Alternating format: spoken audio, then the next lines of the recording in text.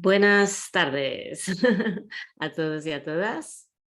Bienvenidos también a los que no estáis en la formación, pero que participáis de estas sesiones. Y bueno, esta es la última de esta asignatura de Historia del Yoga. Hoy está previsto que revisemos una época muy amplia, ¿no? O sea, hemos visto la época antigua, hemos visto la época clásica, pero en la época medieval, que es la que vamos a abrir hoy, pues hay una gran variedad de textos, filosofías, tradiciones de las que podríamos hablar y además abarca muchísimos siglos, ¿no? Entonces, antes de entrar en este periodo medieval de la India, en que el yoga se sigue desarrollando, pero también la religión, la filosofía y muchas otras disciplinas, eh, me gustaría abrir un pequeño espacio de preguntas y respuestas, si es que las hay, dudas o comentarios acerca de los periodos previos. Así que si alguien ha revisado o ha leído y tiene algo que le quedó mm, así por terminar de entender, este sería el momento antes de entrar en el contenido de la clase de hoy. Y si no, pues iremos al tema.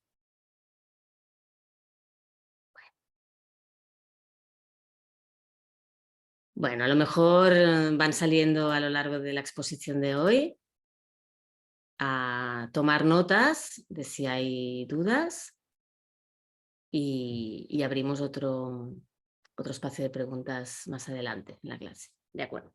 Bueno, pues voy a compartir pantalla.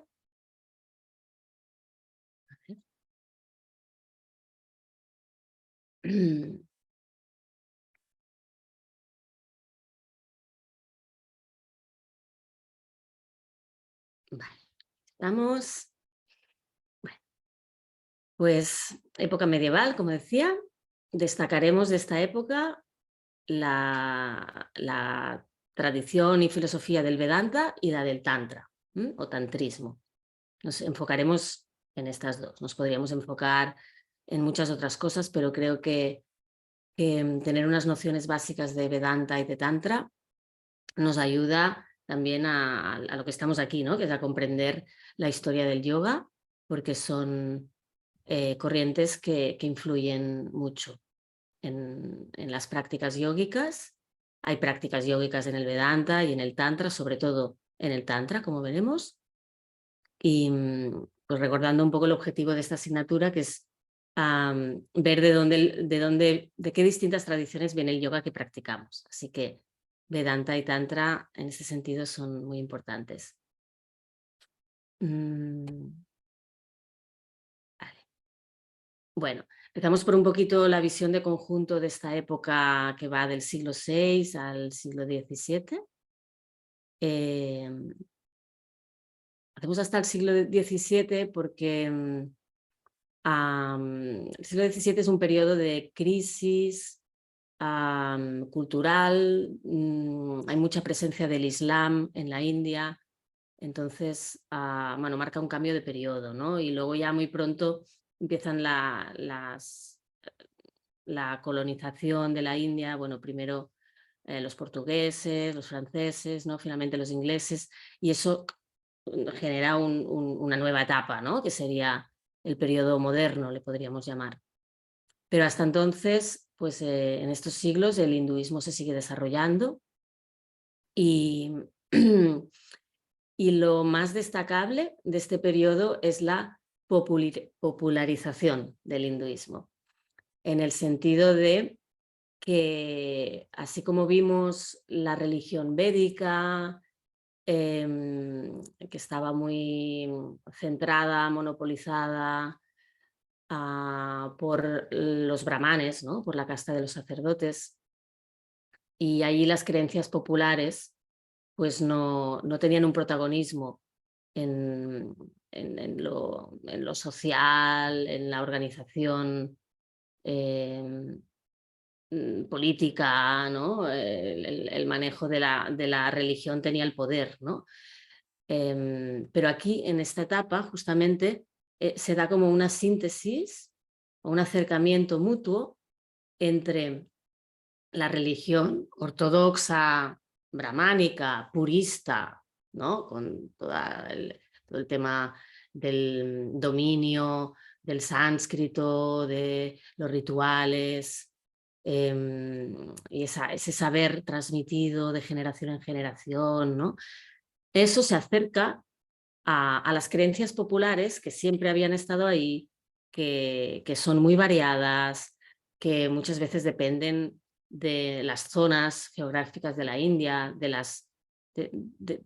incluso de los habitantes autóctonos, ¿no? de la India, prearios.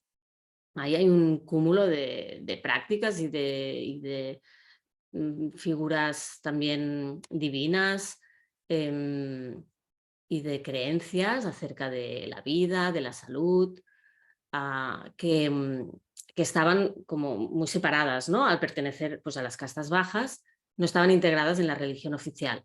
Pues en esta época se da gradualmente, obvio, una síntesis, una integración.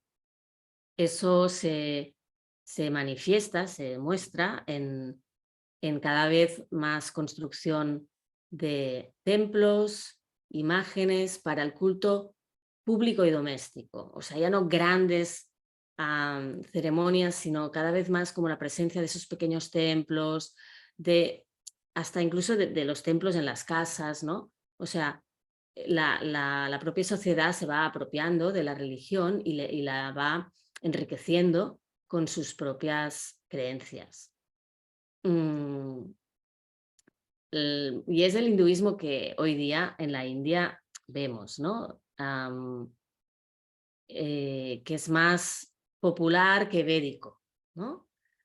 También se nutre mucho este hinduismo popular de leyendas, epopeyas que narran historias legendarias, o sea, entre la historia y la leyenda, como es una epopeya, ¿no? En que se narran pues, las aventuras, de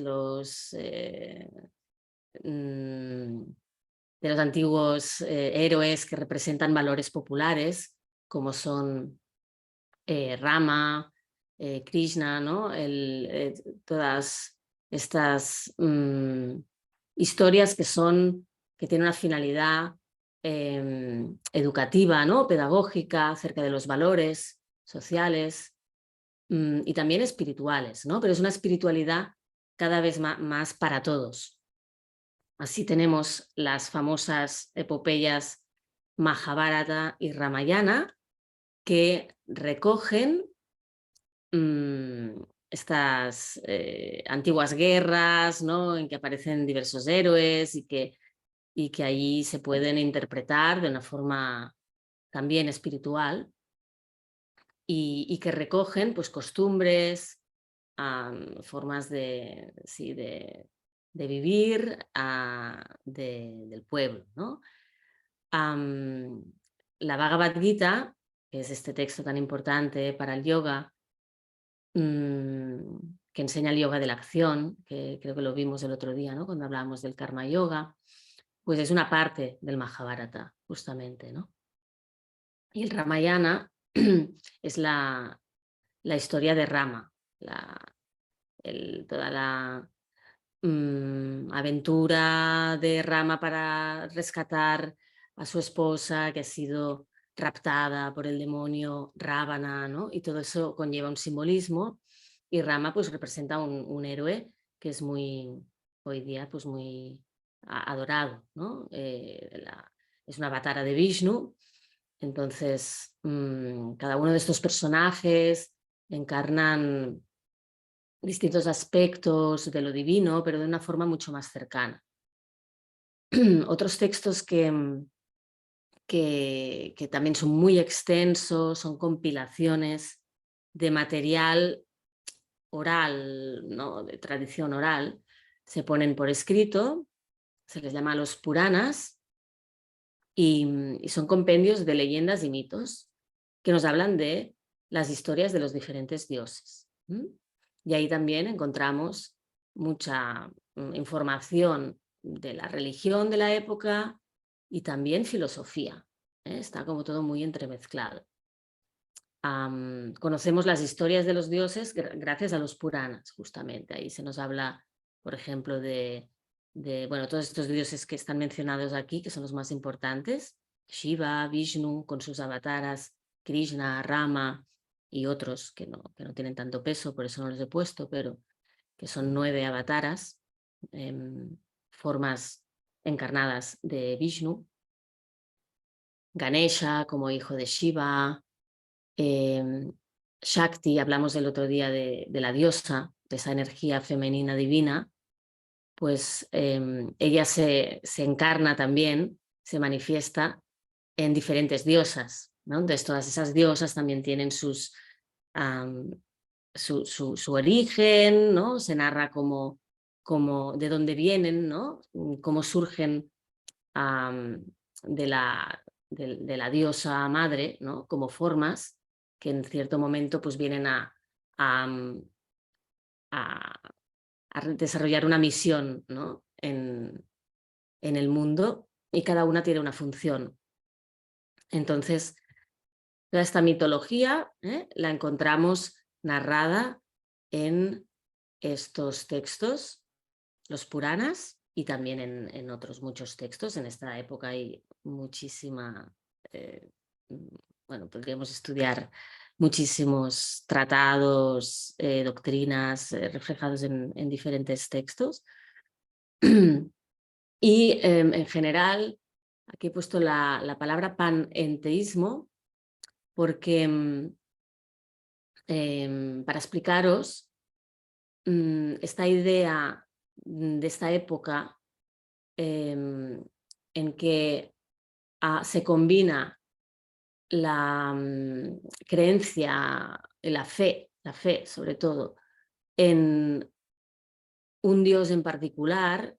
Comentábamos el otro día que cada hindú puede elegir del panteón su divinidad preferida, ¿no? Y adorarla por encima de las otras, pero que las otras están incluidas como manifestaciones de ella, ¿no? Esa como paradoja que a veces nos cuesta de entender, de cómo pueden convivir tantos dioses y que no haya discrepancias entre los seguidores de uno, seguidores del otro.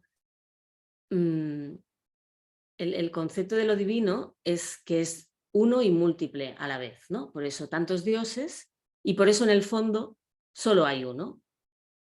A ese uno le podemos llamar Brahman, que vimos que era un concepto más abstracto, o le podemos llamar, desde un punto de vista teísta, o sea, de adoración a un dios personal, podemos colocar en ese lugar primordial, a uno de estos dioses. Y todas esas versiones son compatibles. Hay los seguidores de Shiva, que lo colocan en ese primer lugar, ¿no? Hay los seguidores de Vishnu, que lo colocan en primer lugar, o los seguidores de Shakti, que afirman que la diosa es la madre de todos, ¿no? El panenteísmo también se refiere no solo a esta convivencia de todas las divinidades bajo una divinidad madre, sino que también se refiere a que el mundo, la creación divina, es Dios mismo. Entonces, Dios es uno y múltiple a la vez, ¿no? Porque en el mundo vemos una gran diversidad. Entonces es como incluir la naturaleza en la concepción de lo divino, ¿no? Ese es el significado de la palabra panenteísmo. O sea, Dios está en todo. Pan significa todo, ¿no? Dios está en todo. No es un Dios arriba en el cielo y nosotros estamos separados de él, sino que todo es una manifestación de Dios. Le llamemos Shiva, le llamemos Brahman.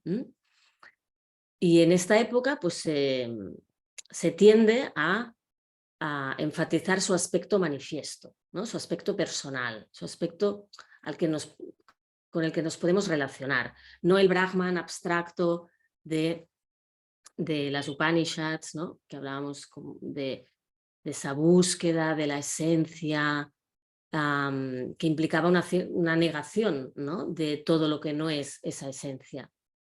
En esta época, al acercarse la religión al pueblo, se acerca también Dios a la naturaleza. Excepto por una escuela, que es la del Vedanta, que lo veremos, que todavía desarrolla más la parte abstracta de Dios, ¿no? Lo veremos hablando del no dualismo. Pero el hinduismo en general se va haciendo mucho más cercano. Con lo cual, la práctica religiosa también se va haciendo más fácil, por así decir, ¿no? O sea, cada persona puede relacionarse con los dioses a su criterio, ¿no? Hacerle las ceremonias en su casa, cantarle en el propio idioma. No hace falta hablar en sánscrito, ¿no? Cada vez los textos también están escritos en las lenguas populares. A nivel de cultura, pues como decía un poco al principio, hay mucho desarrollo cultural en todas las disciplinas, no solo en la filosófica, así que aquí tenemos gran cantidad de tratados de todo, de matemáticas, de lingüística, gramática, astrología, medicina, y en eso la India destaca muchísimo también y es muy poco conocido. Todas estas ciencias, ¿no? Que al final son ciencias al estilo tradicional, pero que podrían aportar muchísimo, ¿no? La lingüística india, por ejemplo, ha aportado mucho a la lingüística occidental, lo que pasa es que eso no se explica, pero en ciertas materias, matemática, astrología, estaban mucho más avanzados que en Occidente. Y eso está mucho por descubrir y bueno, son los textos estos textos pertenecen a esta época. También destacamos en este periodo pues, la entrada del Islam en la India y bueno, la formación de comunidades musulmanas que conviven con las hindús, que hasta el día de hoy es así. Y fruto de este contacto con el Islam surge una nueva religión, como pasó con el budismo, ¿no? que era un movimiento primero como nacido del mismo vedismo o brahmanismo, que se terminó convirtiendo en una religión independiente. Pues así también hay un maestro, Guru Nanak, que funda el sijismo, que es una religión diferente al hinduismo y diferente al islam, pero que fusiona elementos de ambos. Los sikhs, a veces no se piensa que son hindús, pero no, son sikhs, son los que llevan el turbán y tienen todo un código ético y unas creencias, son monoteístas ellos, ¿no? como los musulmanes, muy diferente al hinduismo, justamente, ¿no? Pero, bueno, con elementos de ambos. Entonces, bueno, a la hora de estudiar pues, la historia de la cultura india es también importante pues, considerar el sikhismo, así como el budismo, así como el jainismo, o sea, no todo es hinduismo en la India.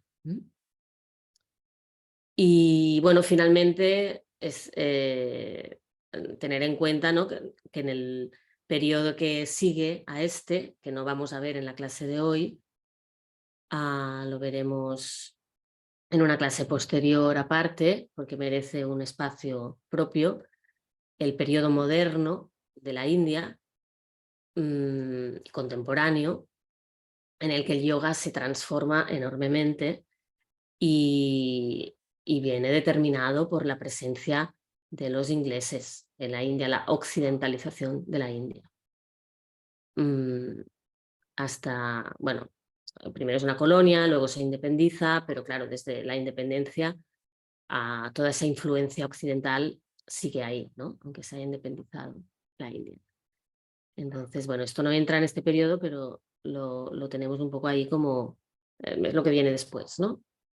Y claro, hoy día convive en la India todo esto, el hinduismo, bueno, budismo queda poquito, y el jainismo también, pero hay, con una mentalidad también, o sea, convive con la mentalidad occidental, convive con el Islam. Entonces la India es el gran ejemplo para el mundo de que pueden convivir distintas religiones, prácticas, filosofías, y no es ese orden dentro del caos, también se da en lo que son las creencias, ¿no? Y las tradiciones indias, que aparentemente pues, no entiendes cómo conviven, pero sí conviven en armonía.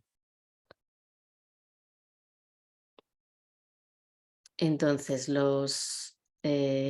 cuando hablamos de las sendas del yoga, esos como grandes caminos del yoga, que desde el punto de vista de un yoga como el camino espiritual, mmm, dentro del cual está el Hatha Yoga que practicamos, pero que es solo una tradición dentro de un enfoque. Pues claro, hay muchos más enfoques, que son las llamadas sendas del yoga, y en esta época las que destacan más o se desarrollan más serían el bhakti, la devoción, ligada con lo que comentaba antes, de ese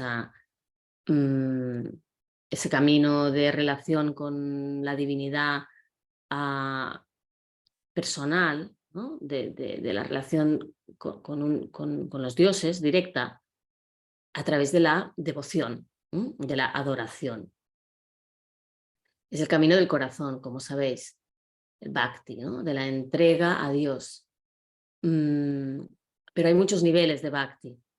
Desde el más elemental, la bhakti es una relación entre, o sea, en que hay separación, ¿no? Entre yo y Dios. Dios está ahí, yo estoy aquí y yo me relaciono con Él mediante oraciones, cantos, ofrendas, ¿no? Hay como un intercambio. Hay una relación, como si fuera una relación personal, diferentes prácticas de esta relación personal con lo divino, pues son las conocidas pujas, ¿no? Que son ceremonias o rituales en las que se realizan ofrendas a los dioses para mantener una buena relación con ellos, ¿no? Muchas veces para obtener un bienestar material, ¿no? O favores. O sea, es ese nivel más básico de la bhakti, ese intercambio con lo divino.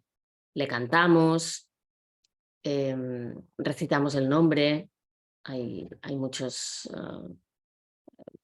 textos, poemas que son la enumeración de los distintos nombres de un dios determinado, ¿no? Entonces, a base de cantarle los nombres, es una forma de alabarle, ¿no? Las festividades, las peregrinaciones, todo esto son prácticas de bhakti. En un nivel un poquito más profundo de la bhakti, la relación con Dios ya no necesita todos estos elementos externos, es una relación interior, es una relación de oración interna, de meditación, y en un nivel muy, muy ya sublime, la devoción es pura entrega, pura receptividad de la voluntad divina y sin ninguna práctica más que sentir la presencia de Dios en todo y entregarse a Él, ¿no? Ahí incluso se trasciende esa dualidad entre yo y Dios, ¿no? Y se produce la experiencia en el amor de Dios, de la unidad con Dios, ¿no? Y ahí ya llegamos casi al Vedanta, ¿no? Que dice que todo es uno, pues podemos llegar a esa unión mística a través de Bhakti también, que eso me recuerda mucho al sufismo, ¿no? Es un poco este camino de la unión con Dios a través del amor.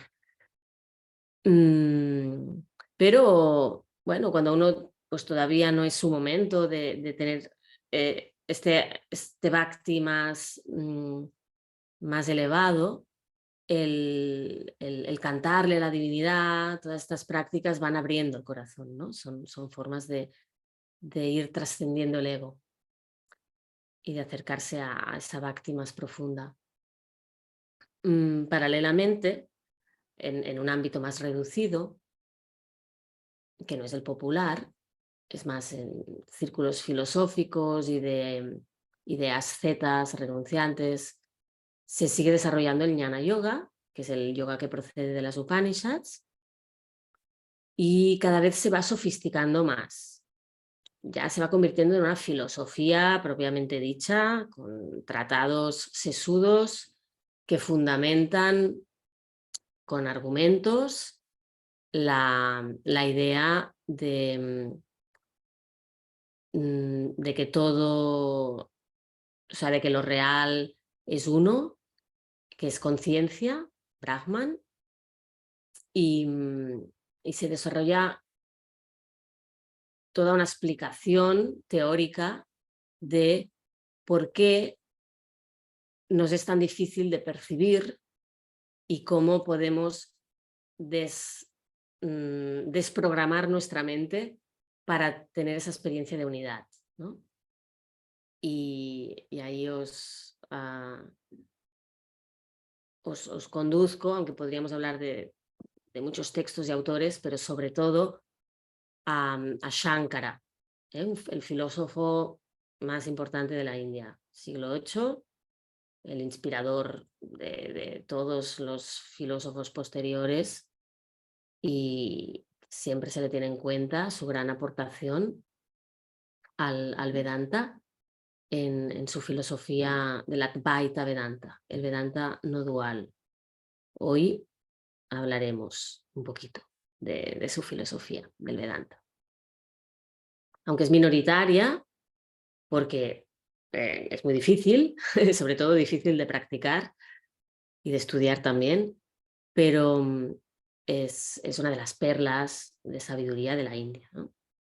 Y está presente en el yoga contemporáneo, en algún, ¿no? Bueno, no en el más popular, pero sí como en las prácticas meditativas, o como referente filosófico muchas veces, ¿no? El no dualismo, o como mínimo está, si no tanto en el yoga, está presente también en la espiritualidad occidental integrativa, ¿no? de hoy día, ¿no? El Vedanta ha llegado a todo el mundo, y hay maestros de Vedanta no dual en todas las culturas prácticamente. O sea, es como un poco como el yoga, ¿no? Que ha conseguido llegar a ser un interlocutor, ¿no? con la espiritualidad universal.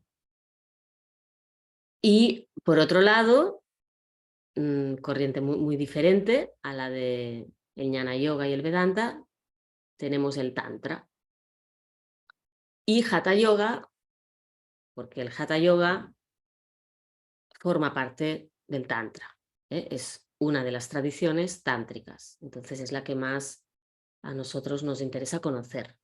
Pero hablaremos también del Tantra en general. El Tantra podría considerarse una de las sendas del yoga, porque es un enfoque de la práctica. No es una religión, ni es una filosofía, ni es una técnica, es un enfoque, ¿no? Por eso lo podemos ubicar dentro de las sendas. Y es un enfoque que aparece hacia el siglo VI. Cuando digo aparece, más bien tendría que decir surge de lo oculto, ¿no? O sea, ya estaba presente, pero no estaba bien visto. Entonces, en este momento, en el siglo VI, y es por un motivo también de contexto histórico, se recuperan estas tradiciones ocultas que tienen más relación con una visión de la espiritualidad no tan purista como era la antigua védica o la del Vedanta, mucho más permisiva, libertina, que trabaja con dimensiones intermedias que no son solo la espiritual, también trabaja con el cuerpo, con las energías sutiles, con el sonido, o sea, con elementos que más, o sea, considerados anteriormente no tan puros. Y eso conlleva pues una reivindicación del valor espiritual del cuerpo y de la imaginación, de la visualización, ¿no? Y ahí pues se desarrollan muchas técnicas que ya existían, pero que pues ahora se desarrollarán más debido a esta aceptación de que también hay una vía espiritual en la dimensión encarnada, ¿no? En la experiencia. Es como una espiritualidad de la experiencia. Lo desarrollaré más tarde. Ahora es solo como una presentación de las tres grandes enfoques que conviven en esta época. Empezaremos por el Vedanta. Siempre me pasa lo mismo, que no tengo un reloj a mano. ¿Y ahora qué hora es? A ver. Alguien me dice la hora. Las 8 ¿Eh? y 5. 8 y 5. Vale, pues voy rapidito. Sí. Es que al tener la pantalla completa no veo el reloj y aquí no tengo ninguno. Bueno, el Vedanta, que significa el final de los Vedas, como vimos, y se refiere a las Upanishads, es también el nombre de la escuela que se desarrolla a partir de las Upanishads. Se basa en las Upanishads, pero también en la Bhagavad Gita y en un texto que se llama Brahma Sutra. Y partiendo de estos tres textos, se desarrolla y se forman varias escuelas. Desde la más radical, que es el Advaita Vedanta, hasta la menos radical, que es el Vedanta dualista, que afirma y acepta la realidad del mundo material, del alma, mientras que el Advaita Vedanta lo reduce todo a una sola realidad, dejando todo el resto como todo lo que es la dimensión física, mental, energética, como una proyección, ilusión. Esta es como los dos extremos del Vedanta. Y entre medio hay una escuela que se considera no dual, pero con distinciones, con matices, ¿no? Que estaría entre medio. Bueno, esto no tiene más importancia que la de ubicar a Shankara en, en la escuela o el enfoque más radical. Voy a explicar un poquito los conceptos básicos del Vedanta, que recuperan esa idea de que nuestra esencia Atman es idéntica a Brahman. Esto sería la afirmación principal del no dualismo. Es decir, que toda distinción es una ilusión. Cuando vamos a la esencia encontramos que todo es uno. En este diagrama vemos la parte amarilla representa Brahman. Y Brahman está presente en todo. Sin embargo,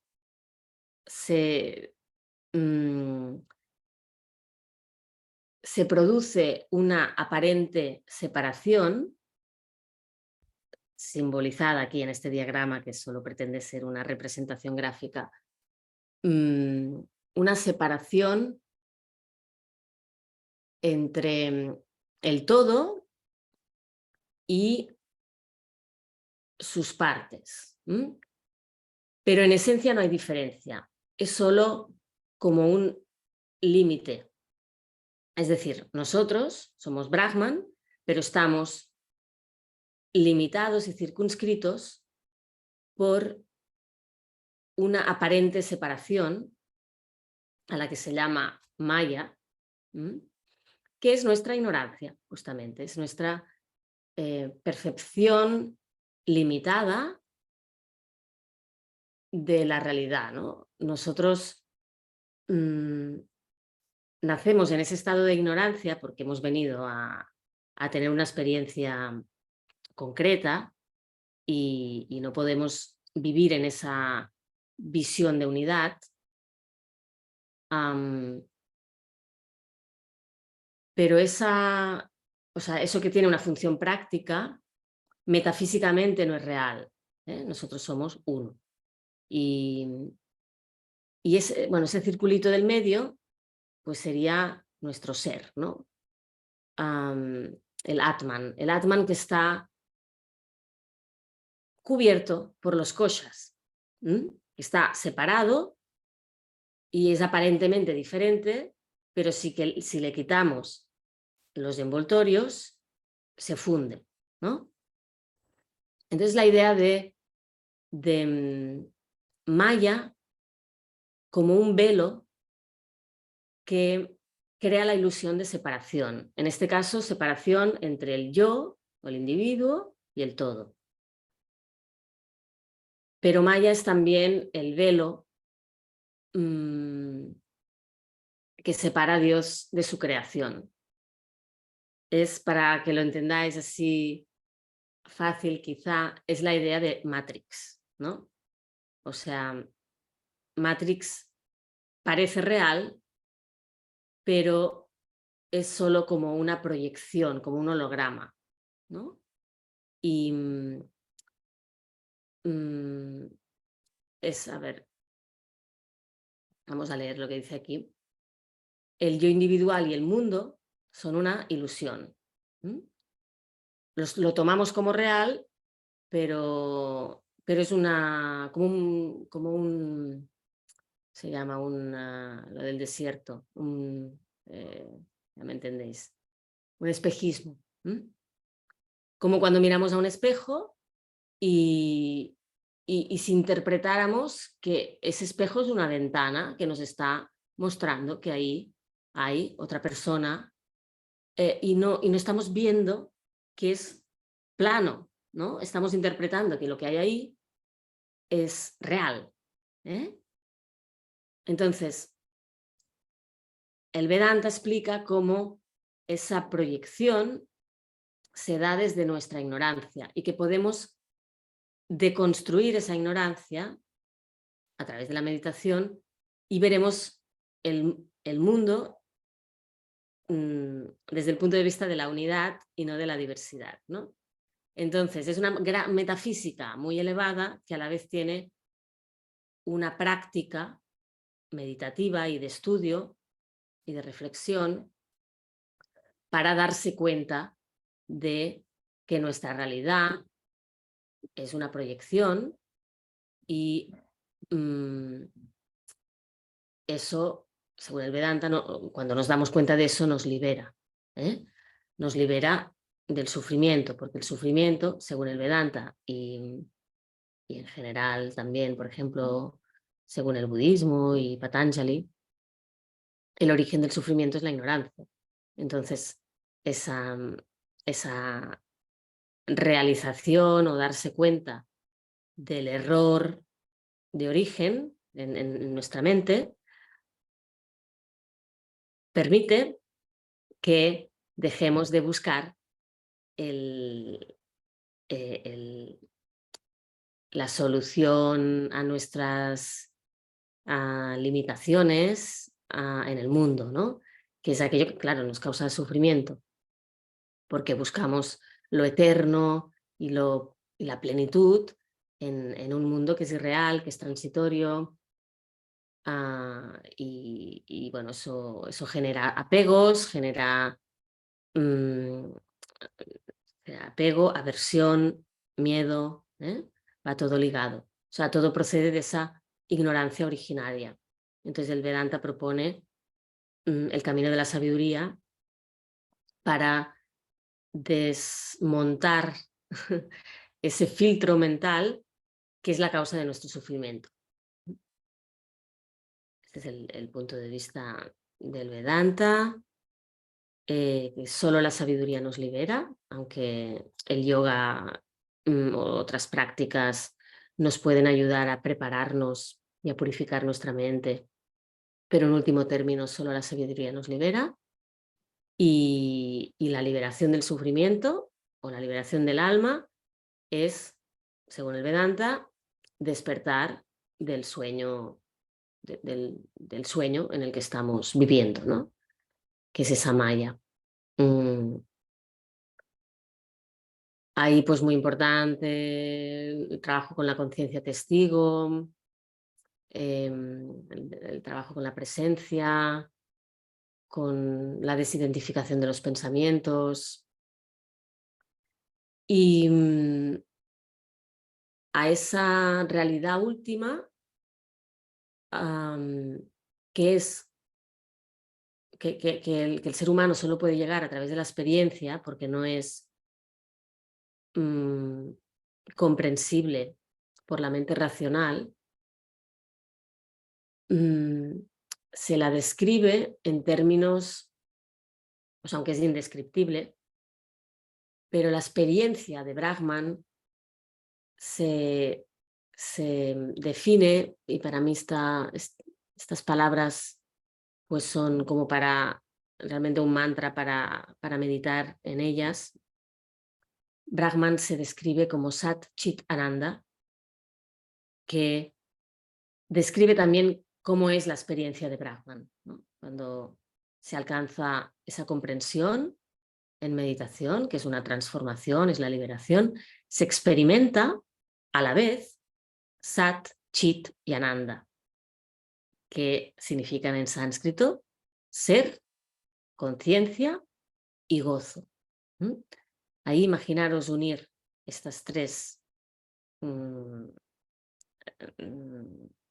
conceptos que son en su más alto grado, ¿no? El ser, la conciencia y el éxtasis, ¿no? Es una experiencia de éxtasis, de fusión y de gran gozo que se siente como el simple hecho y gran hecho de ser y de ser consciente. Para que sabéis un poco la idea de eso que es inefable, ¿no? Pero que está siempre disponible, siempre que podamos rasgar el velo de Maya. Y bueno, por otro lado, desde un enfoque totalmente diferente, vamos a hablar del Tantra. El Tantra surge también como una reacción espiritual. Como hablamos de esa reacción que hubo con las corrientes de renunciantes que eran críticas con la religión oficial muy ritualista, ¿no? Y que hubo una reacción de espiritualizar la religión, de interiorizarla, ¿no? Vimos que eso tenía unos motivos sociales, culturales, que se sentía esa necesidad de ir a una espiritualidad más interior. Pues aquí también hay, en esta época, un movimiento de respuesta, de alternativa a una religión que había sido muy purista y que sigue siendo muy purista, de hecho, la India sigue siendo muy purista, ¿no? Es como todo se barema según su grado de pureza. El Tantra viene a introducir la idea de que todo es puro, o sea, de que todo es divino. Mm, y, y tiene sus raíces en la cultura autóctona, ¿eh? que valoraba pues, el elemento femenino de la vida, la naturaleza y ciertas pues, prácticas mágicas, o el conocimiento de las plantas. Entonces, de ahí procede esa incorporación de estos elementos considerados menos puros, ¿no? Como son el cuerpo, la naturaleza, las plantas, prácticas que a lo mejor se consideraban faquíricas, ¿no? El tema de los siddhis, ¿no? Que son los poderes sobrenaturales, ¿no? Que se consideraban como algo que podía distraernos del fin. Pues en el Tantra se les da valor, ¿no? A esos logros pues, de experiencias o capacidades sobrehumanas, ¿no? La, la percepción sutil o la visión de vidas pasadas, bueno, pongo ejemplos así, ¿no? Pero estos poderes que se despiertan en el yogi, desde el punto de vista del Vedanta o de la religión brahmánica, pues, y de Patanjali también, del yoga de Patanjali, mm, son malos consejeros, ¿no? Nos pueden llevar por mal camino, nos pueden hacer apegar. Bueno, pues el Tantra valora todo esto. Digamos, es una valorización de todo y busca también la liberación, pero no rechaza pues otro tipo de experiencias psicosomáticas, energéticas, como el despertar de la Kundalini, por ejemplo, y los poderes sobrenaturales.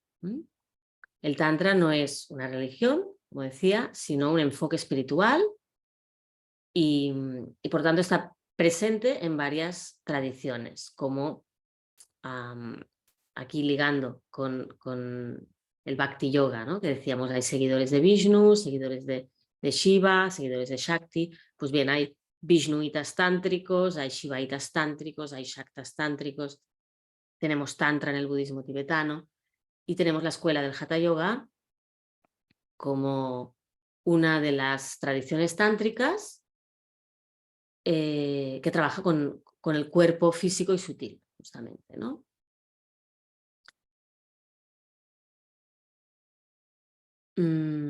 Miremos un poquito así rápido, pero aquí estaría resumido este enfoque del Tantra, la idea de que todo es divino, incluso el mundo material o la existencia, el humano. ¿eh? El humano no es algo que sea imperfecto, sino que es justamente una creación divina perfecta, que si es trabajada puede llegar a su máximo potencial. Hasta pues eso, a curar enfermedades y adquirir larga vida y una mente prodigiosa, ¿no? Entonces, todo ha sido creado a la perfección. Una afirmación de la vida, es decir, no es necesaria la renuncia y la austeridad para alcanzar lo divino, sino que toda experiencia humana es, puede ser un camino espiritual. Ahí no se descartan ninguna de las experiencias que tenemos. De ahí lo de la sexualidad, pero es solo un aspecto del Tantra. Es, en general, toda experiencia humana encarnada es una vía espiritual, ¿no? Podemos hallar allí la divinidad misma experimentando a través nuestro. Mucho la idea de integrar las polaridades, incluyendo el polo femenino, entonces tenemos el polo masculino, el polo femenino, y se busca la integración. Estos dos polos en terminología filosófica serían la conciencia representando el femenino, la energía representando la conciencia al masculino, la energía al femenino, y esta visión del universo como la combinación de estos dos aspectos, ¿no? De conciencia y energía, y en terminología religiosa se le ponen los nombres de Shiva y Shakti, ¿no? Que representan la conciencia y la energía. Claro, una idea del Tantra también es que estamos hechos a imagen y semejanza del universo. Entonces esta estructura polar está también en nosotros, ¿no? Somos esa integración entre conciencia y energía, Shiva y Shakti. Por eso el Tantra, casi sí, todas las escuelas de Tantra, incluido el Hatha Yoga, entienden la iluminación como el despertar de la energía en nuestro cuerpo, que es la Kundalini, y la fusión o integración de esa energía con la conciencia, que está en la coronilla, ¿no? Entonces ese despertar de la Kundalini es la manifestación en la experiencia de esa integración entre energía y conciencia. Y de esa integración surge el estado de iluminación, según el Tantra. Así que muchas prácticas tántricas van dirigidas a el despertar de la Kundalini. Reivindicación del principio femenino y del cuerpo, ya lo hemos comentado. Ese espíritu transgresor. El Tantra no se pone límites en lo que es la exploración y por lo tanto juega incluso con crear confrontación, ¿no? Pongo algún ejemplo, así de los más radicales, ¿no? Que ese espíritu transgresor uno lo puede llevar por dentro, esa espiritualidad libre uno lo puede vivir simbólicamente, interiormente. Pero en el externo también a veces se muestra por ejemplo, esos sadhus que van con calaveras, que toman marihuana, que viven en los crematorios, que tienen actitudes como inaceptables socialmente, ¿no? Como mostrarse como locos, ¿no? Toda esa actitud viene de una voluntad transgresiva como para explorar esa liberación que sucede, esa liberación espiritual que sucede cuando transgredes los límites, ¿no? Forma parte de la exploración del Tantra. Claro que, como ha sido muy malentendido el Tantra, porque si no se entiende desde estos principios espirituales, puede ser un comportamiento meramente pues, antisocial y como buscando pues, el escándalo o llamar la atención, ¿no?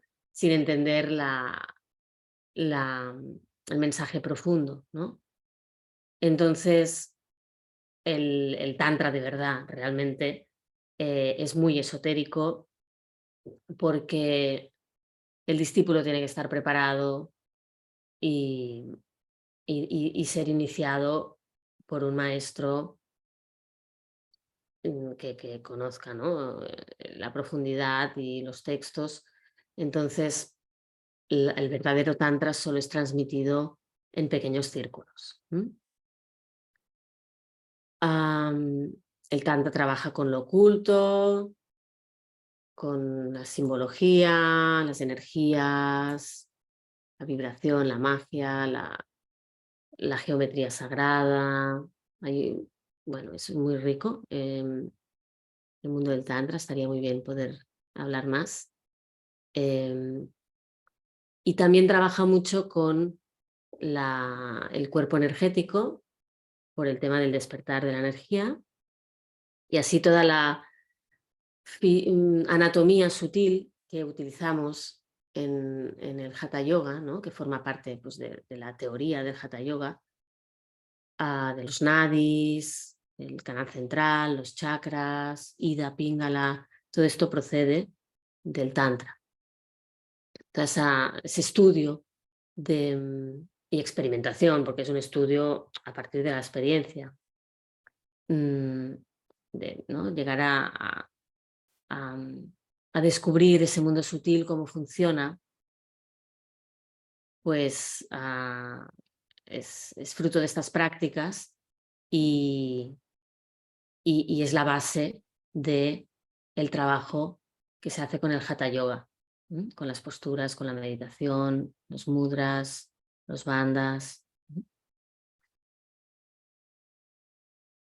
Y bueno, pues técnicas y prácticas muy elaboradas, desde rituales y ceremonias a ejercicios de purificación, la visualización, muy importante en el Tantra, que la visualización es un aspecto de la meditación que no está presente en el Vedanta, por ejemplo, ¿no? Pero es una posible forma de meditar que aquí es más explorada en el caso del Tantra.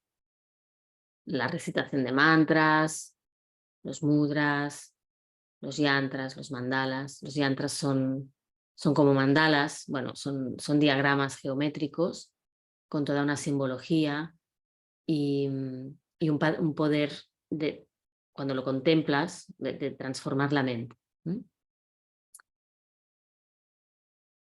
Y bueno, como decía, pues no solo buscan la iluminación, sino también todos esos logros que acontecen en el camino. Hay corrientes más radicales que otras, ya lo he comentado. A las más radicales se las llama en sánscrito justamente así, o sea, de la izquierda, Vamana, o sea, son los de la izquierda, los de la derecha. Los de la izquierda son los que llevan este espíritu transgresor a la práctica, a los hechos, y los de la derecha pues son los que lo aplican a su práctica espiritual, ¿no? Interior.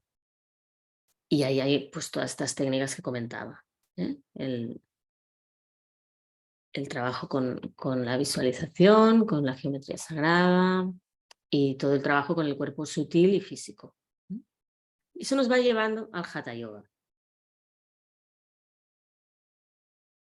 Bueno, estas son algunas fotos de estos más radicales.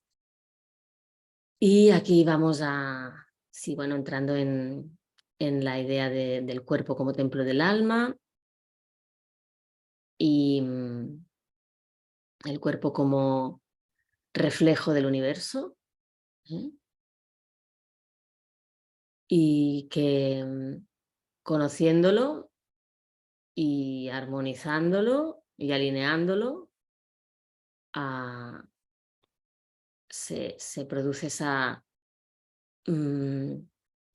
como alineación con el universo, justamente.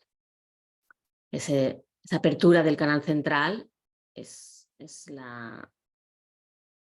la vía de comunión con Shiva, ¿no? Justamente a través de nuestro canal central, no solo como una iluminación en la mente.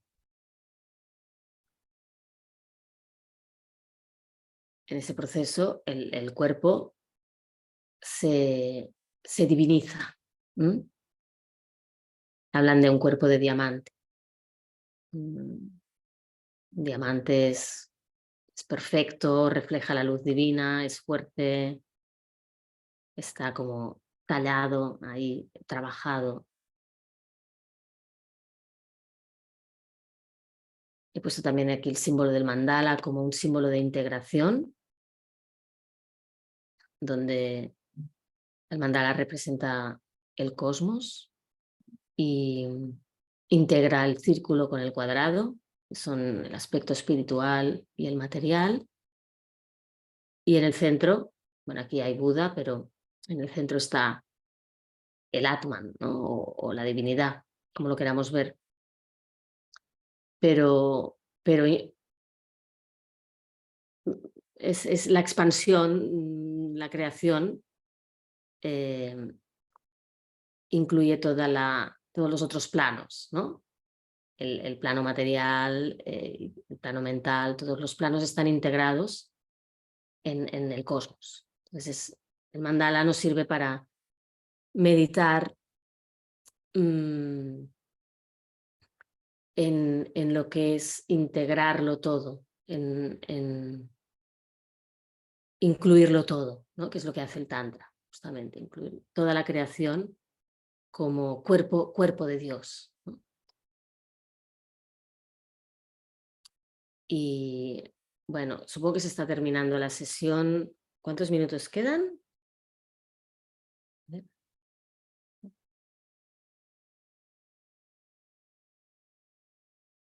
Julián. Sí, ya es y Una media, hora. pero no te preocupes, Laia, tú termina tranquilamente. Vale, es que realmente esta época tiene tantas cosas que... Bueno, pues terminaremos hablando del Hatha Yoga, que es lo que estaba previsto.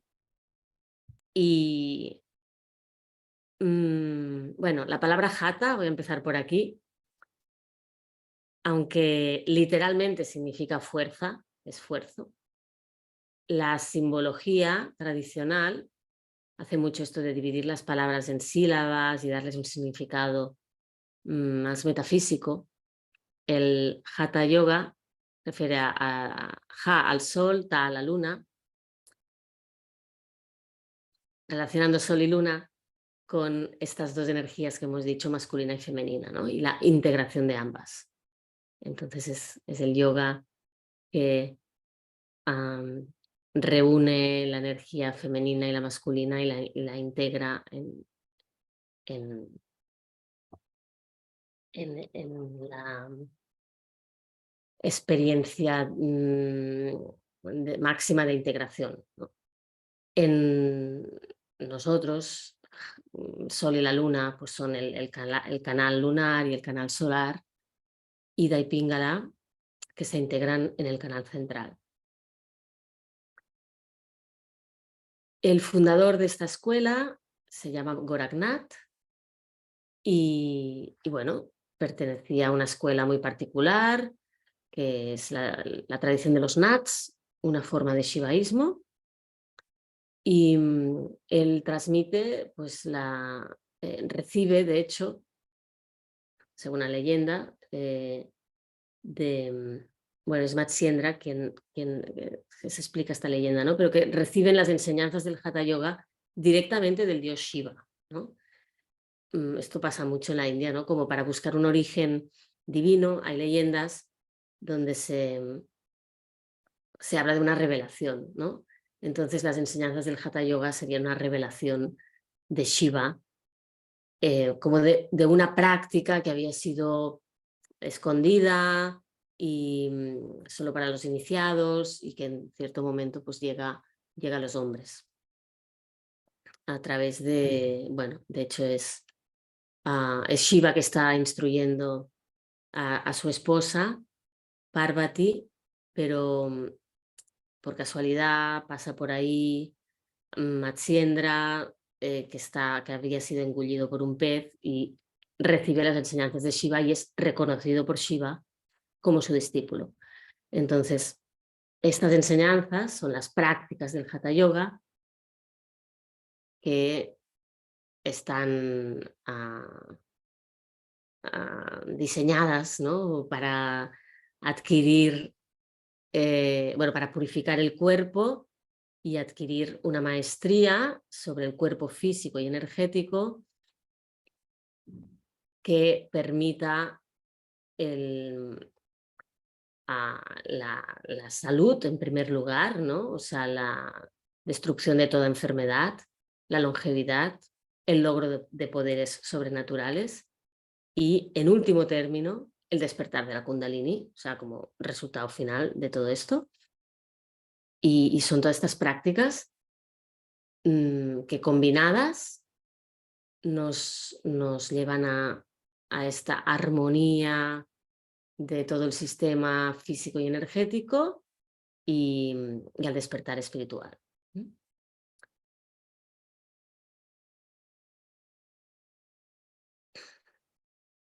Bueno, las prácticas del Hatha Yoga las veremos también en otra clase más adelante, cuando hablemos también de la terminología sánscrita. Ahí podremos ver, pues hablaremos de los mantras, de los mudras, de pranayama, ya sabéis, asana, ¿no? Todas estas prácticas que realizamos en el Hatha Yoga están contenidas en estos textos y tiene una finalidad orgánica, ¿no? Cada una de ellas hay prácticas purificadoras, hay prácticas energéticas más orientadas a este despertar de la energía, hay prácticas meditativas.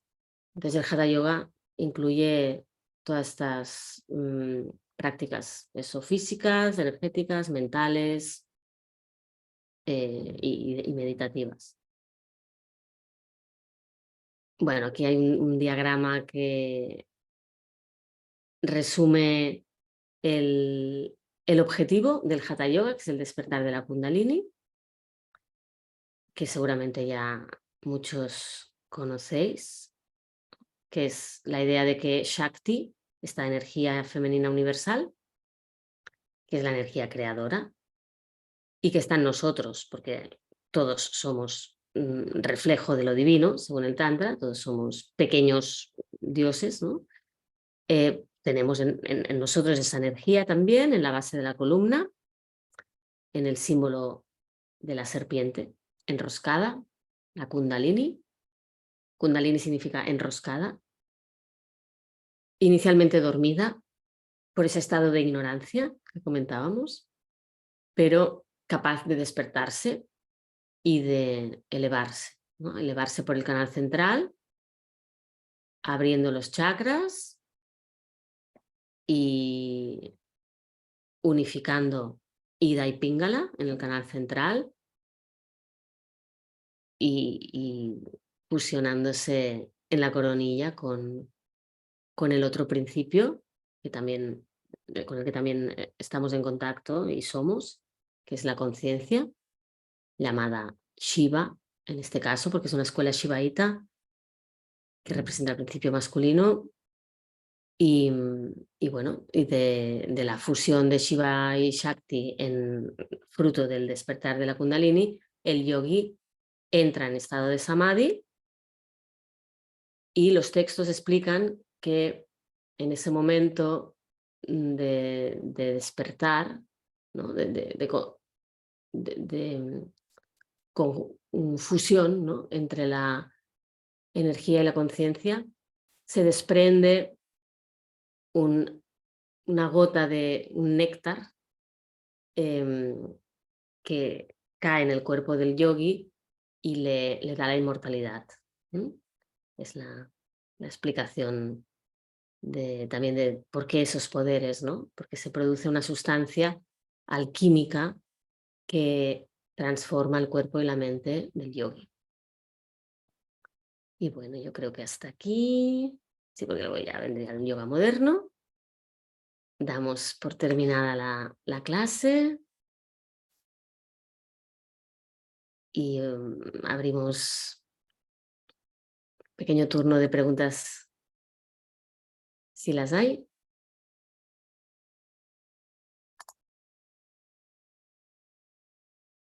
A ver, Vijnana Bhairava Tantra.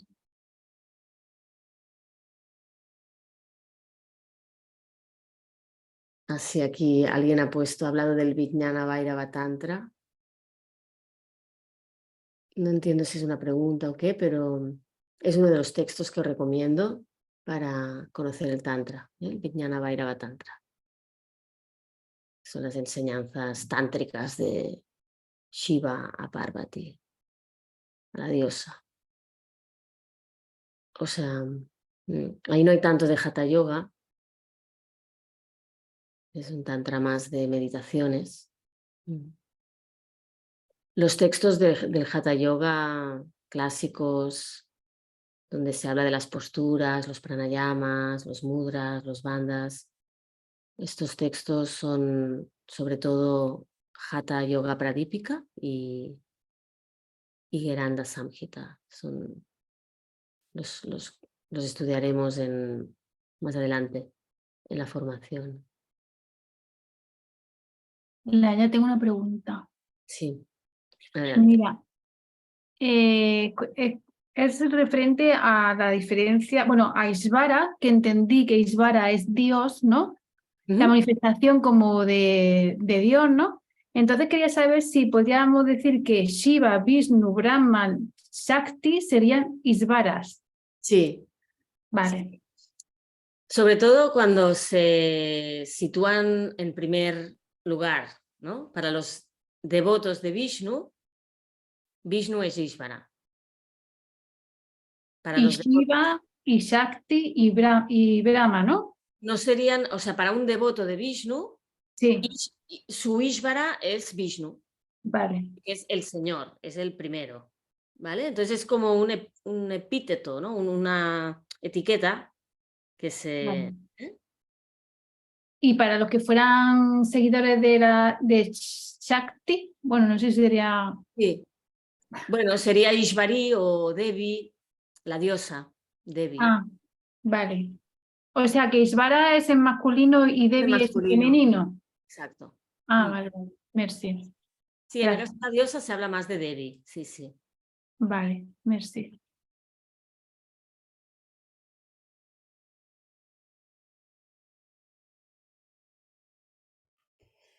Bueno, Muy bien, fantástico, Laia, ¿eh? Muy bien. Para escucharla varias tranquilamente. veces tranquilamente, sí, sí. Muy, muy clarificador, muchas gracias. Muy bien, a vosotros. Gracias, Daya. Gracias. Bueno, pues nada, hay mucho para estudiar, ya veis. Muy bien. Ay, Bueno, ya puedes cerrar, ¿eh? O sea, nos vemos el martes que viene, ¿vale? ¿la grabación se ha parado? No, no, Es que está. no... Ah, pero ya la tienes tú, vale. No, no, bueno, tienes que cerrarla Es que no veo dónde, ¿eh? arriba y a la izquierda, Ah, pues. sí. No, ah, vale. Ah, sí, sí.